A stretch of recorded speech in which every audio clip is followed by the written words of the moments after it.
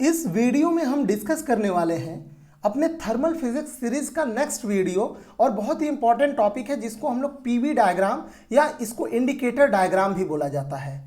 इस टॉपिक को लेके काफ़ी लोग कंफ्यूज होते हैं और इसमें काफ़ी कुछ माइन्यूट डिटेल्स छुपे होते हैं। तो आज हम लोग इसी टॉपिक को अलग से बिल्कुल सेपरेट करके डिटेल में डिस्कस करेंगे और इसमें हम लोग सभी जो थर्मोडायनेमिक प्रोसेस होते हैं, चाहे आइसोथर्मल हो, चाहे एडियाबैटिक हो, चाहे आइसोबारिक, चाहे आइसोकोरिक, हम सभी के इंडिकेटर डायग्राम डिस्कस करेंगे। नोट्स हमारा बाइलिंगुअल होगा, हिंदी और इंग्लिश दोनों में होगा, जो कि काफ़ी प्रॉपर नोट्स है।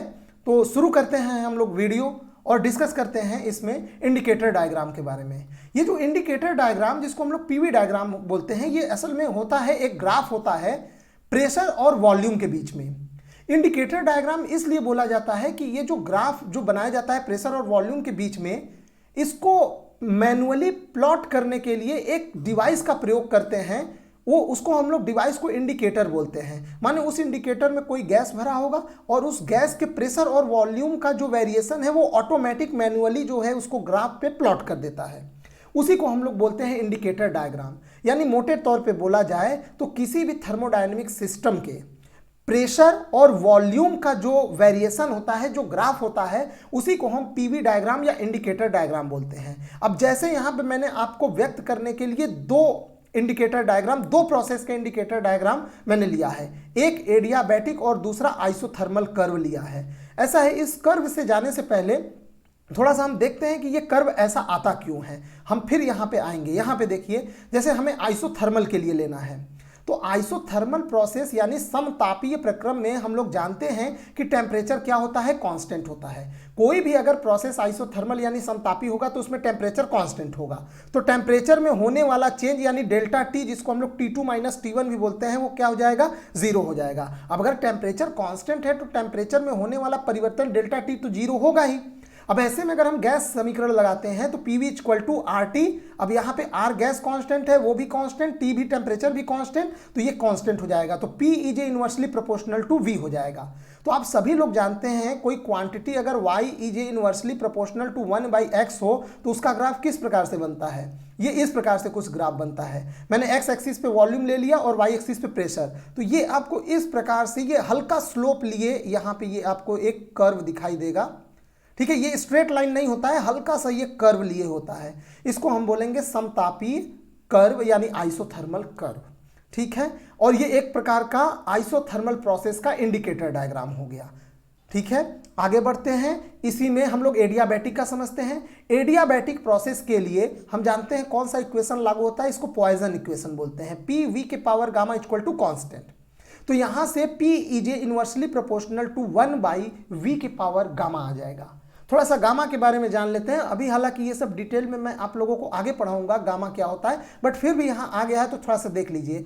गामा को बोलते हैं एटॉमिसिटी यानी परमाणुकता, जो कि Cp/Cv का रेशियो होता है, यानी specific heat at constant pressure by specific heat at constant volume, यानी स्थिर दाब पर जो विशिष्ट ऊष्मा होता है Cp और स्थिर आयतन पे जो विशिष्ट ऊष्मा होता है Cv, उसके अनुपात को हम लोग बोलते हैं एटॉमिसिटी, परमाणुकता, जिसको गामा से प्रदर्शित करते हैं। अगर इसको आप ग्राफ से कैलकुलेट करेंगे तो ये आता है स्लोप ऑफ एडियाबैटिक कर्व बटे स्लोप ऑफ आइसोथर्मल कर्व। इसको जरा समझते हैं। देखिए यहाँ पे P is direct is inversely proportional to 1/v के पावर गामा आ गया, यानी ये कुछ इस प्रकार का ग्राफ बनेगा। Y is inversely proportional to 1/x के पावर में कुछ है, मान लीजिए कुछ भी ले लीजिए। यहाँ पे चलिए मैं गामा ही लिख देता हूँ। अब गामा की वैल्यू चूंकि Cp जो है वो Cv से बड़ा होता है तो गामा की वैल्यू हमेशा 1 से बड़ी आएगी। तो ये something y is proportional to x square x cube, something इस प्रकार का ये रिलेशन बन रहा है। तो ऐसा रिलेशन जो होगा वो कम से कम P is directly inversely proportional to 1/v वाले से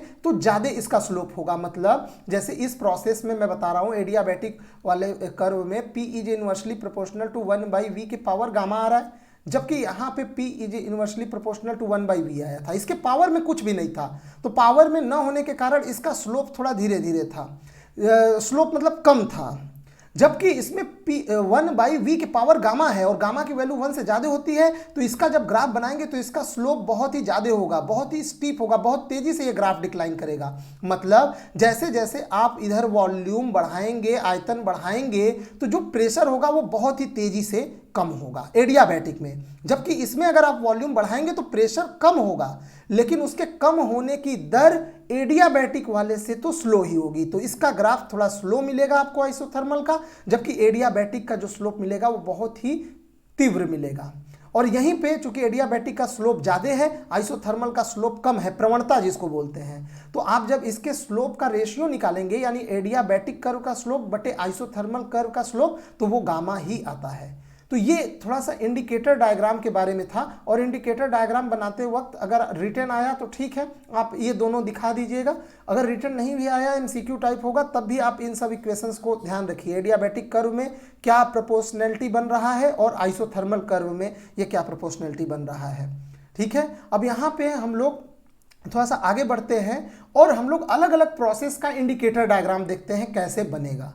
तो यहाँ पे मैंने सबसे पहले इंडिकेटर डायग्राम लिया है। इंडिकेटर डायग्राम यानी पीवी डायग्राम हम लोग बनाएंगे आइसोबारिक प्रोसेस का। आइसोबारिक यानी समदाबी प्रक्रम में पीवी डायग्राम यानी इंडिकेटर डायग्राम। अब देखिए प्रोसेस आइसोबारिक है यानी समदाबी है, तो प्रेशर क्या होगा, कांस्टेंट। तो प्रेशर में होने वाला कोई भी परिवर्तन यानी चेंज इन प्रेशर क्या होगा, डेल्टा पी 0 होगा। तो चलिए इसका ग्राफ बनाते हैं। देखिए ये हमारा ग्राफ, पहला वाला ग्राफ देखिएगा। एक्स एक्सिस पे मैं वॉल्यूम ले रहा हूँ, वाई एक्सिस पे प्रेशर। तो जब आप इसको प्लॉट करेंगे, चूंकि प्रेशर कांस्टेंट है, तो ये जो लाइन मिलेगा ये एक्स एक्सिस यानी वॉल्यूम वाले एक्सिस के पैरेलल मिलेगा। इस आप लाइन पे देखेंगे तो हर जगह इसका वॉल्यूम इस डायरेक्शन में बढ़ रहा है, लेकिन प्रेशर इसका जो है वो यहीं पे फिक्स है वाई एक्सिस पे। ठीक है, तो ये इंडिकेटर डायग्राम हो गया आइसोबारिक प्रोसेस का। कभी कभी एग्जाम में एमसीक्यू टाइप में ध्यान दीजिएगा, अगर प्रेशर उसमें एक्स एक्सिस पे ले लिया गया है, वॉल्यूम वाई एक्सिस पे, तो चूंकि प्रोसेस आइसोबारिक है, समदाबी है, तो अब यहाँ पे एक्स एक्सिस पे एक पॉइंट मान लीजिए ये प्रेशर है, अब ये क्या हो गया, कांस्टेंट हो गया। ऊपर जाने पे वॉल्यूम बढ़ रहा है, लेकिन इस लाइन के प्रत्येक पॉइंट पे, प्रत्येक बिंदु पे प्रेशर आपका सेम मिलेगा। तो ये भी एक प्रकार का आइसोबारिक कर्व ही है, बस इसमें कोऑर्डिनेट्स चेंज कर दिए गए हैं एक्स और वाई एक्सिस के। आप दोनों को ध्यान में रखिएगा कॉन्सेप्ट को। नेक्स्ट हम लोग बढ़ते हैं इंडिकेटर डायग्राम फॉर आइसोकोरिक, यानी हम पीवी डायग्राम बनाने हैं आइसोकोरिक यानी सम आयतनिक प्रक्रम के लिए पीवी डायग्राम देखेंगे। तो प्रोसेस जो है वो आइसोकोरिक है यानी सम आयतनिक है, तो वॉल्यूम क्या होगा, कांस्टेंट होगा। अगर वॉल्यूम कांस्टेंट होगा तो चेंज इन वॉल्यूम यानी डेल्टा वी क्या हो जाएगा, ऑटोमेटिक 0 हो जाएगा। वॉल्यूम कांस्टेंट है तो वॉल्यूम में कोई चेंज तो होगा नहीं, तो उसका अंतर यानी डेल्टा वी निकालेंगे तो 0 मिलेगा। अब इसका डायग्राम देखिए, एक्स एक्सिस पे मैं वॉल्यूम ले रहा हूँ, वाई एक्सिस पे प्रेशर। अब चूंकि इसमें आइसोकोरिक है तो वॉल्यूम फिक्स होने वाला है, तो मान लीजिए ये वॉल्यूम है। अब प्रत्येक पॉइंट पे यही वॉल्यूम आपको मिलेगा, ऊपर जाने पे प्रेशर तो बढ़ रहा है लेकिन ये वॉल्यूम नहीं बढ़ रहा है। तो ये हमारा हो गया आइसोकोरिक प्रोसेस का इंडिकेटर डायग्राम। अगर मान लीजिए कोऑर्डिनेट चेंज कर देते हैं, एक्स एक्सिस पे प्रेशर ले लेते हैं, वाई एक्सिस पे वॉल्यूम, तब जो आपको इंडिकेटर डायग्राम मिलेगा वो इस प्रकार से मिलेगा। इस लाइन पे देखिए वॉल्यूम कांस्टेंट है प्रत्येक पॉइंट पे, जबकि प्रेशर क्या है, इधर बढ़ रहा है। और एक चीज आप लोग एक एक्स्ट्रा पॉइंट याद रखिएगा, जो वर्क डन होता है इंडिकेटर डायग्राम में, यहाँ पे वो क्या होता है, work is equal to P into delta V. और ये चूंकि आइसोकोरिक प्रोसेस में डेल्टा वी क्या है, 0 है, तो वर्क भी 0 होगा। एक चीज मैं आपको यहाँ पे बताना भूल गया, हालांकि वो टॉपिक मैं अलग से कवर करूंगा।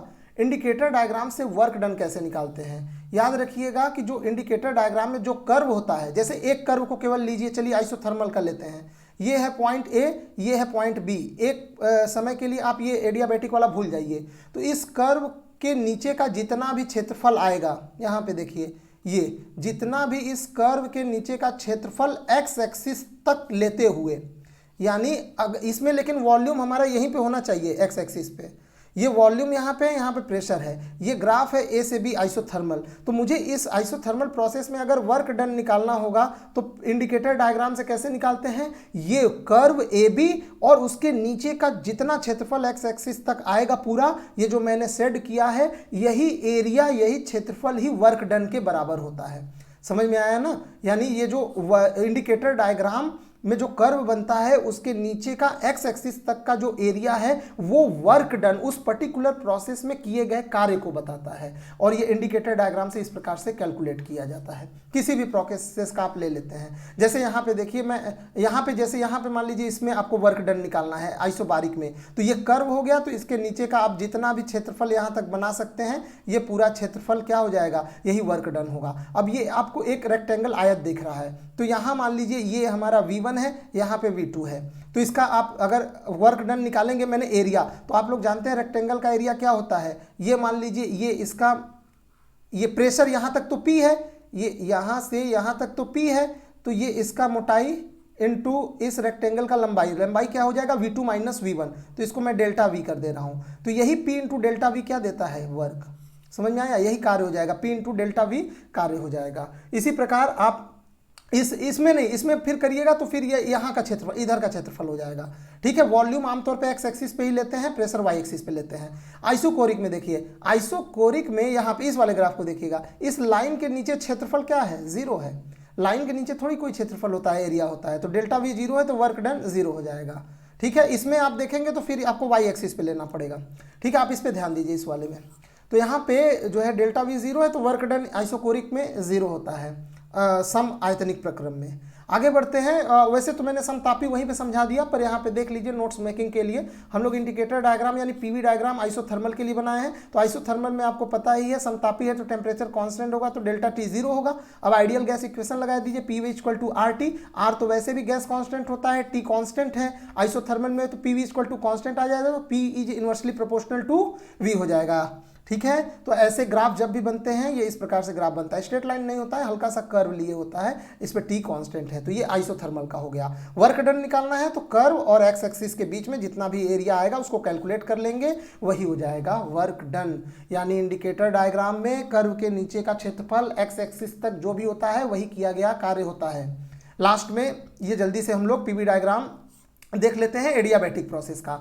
बहुत इंपॉर्टेंट प्रोसेस होता है एडियाबैटिक प्रोसेस में, यानी रुद्धोष्म प्रक्रम में आप जानते हैं क्या होता है, हीट कांस्टेंट होता है, क्योंकि उसमें हीट न तो लिया जाता है न तो दिया जाता है, हीट का एक्सचेंज जीरो होता है, तो डेल्टा क्यू क्या हो जाएगा, जीरो हो जाएगा। और एडियाबैटिक प्रोसेस के लिए पॉइजन्स इक्वेशंस लगता है, PV के power gamma equal to constant, तो P is inversely proportional to 1/V के पावर गामा हो जाएगा। और यहाँ पे ये समथिंग मान लीजिए कुछ इस प्रकार का ग्राफ है, Y is inversely proportional to 1/, मान लीजिए गामा अगर 2 है तो x स्क्वायर बन जाएगा। तो आप जान रहे हैं ऐसा ग्राफ है तो उसका स्लोप क्या होगा, एटलीस्ट आइसोथर्मल से तो ज़्यादा ही होगा। आप x का मान यानी वॉल्यूम का मान थोड़ा सा बढ़ाएंगे तो इसका पावर उसको और बढ़ा देगा, तो 1/, में है तो ये ओवरऑल प्रेशर को बहुत तेजी से घटा देगा। यानी थोड़ा सा आप वॉल्यूम बढ़ाएंगे तो प्रेशर में बहुत तेजी से गिरावट होगी, प्रेशर बहुत ही तेजी से डिक्रीज करेगा।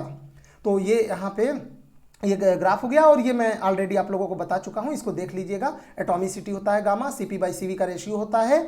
और अगर स्लोप अगर आप ग्राफ से कैलकुलेट करेंगे तो जो गामा आता है वो आता है एडियाबैटिक कर्व का स्लोप बटे आइसोथर्मल कर्व का स्लोप, यानी रुद्धोष्म वक्र की प्रवणता बटे समतापीय वक्र की प्रवणता। तो ये एक टॉपिक था जिसमें हमने इंडिकेटर डायग्राम क्या होता है यानी पीवी डायग्राम क्या होता है, अलग अलग प्रोसेस में पीवी डायग्राम कैसे बनाते हैं, कैसे पीवी डायग्राम से वर्क निकाला जाता है, जियोमेट्री बाय जियोमेट्री, इसको हमने डिस्कस किया। आई होप आपको वीडियो अच्छा लगा होगा। वीडियो देखने के लिए आपका बहुत बहुत धन्यवाद। इसी प्रकार के और वीडियो के लिए हमारे चैनल को सब्सक्राइब कर लीजिए, और इसी प्रकार से वीडियोस आपको रेगुलर मिलते रहेंगे पूरे BSc के।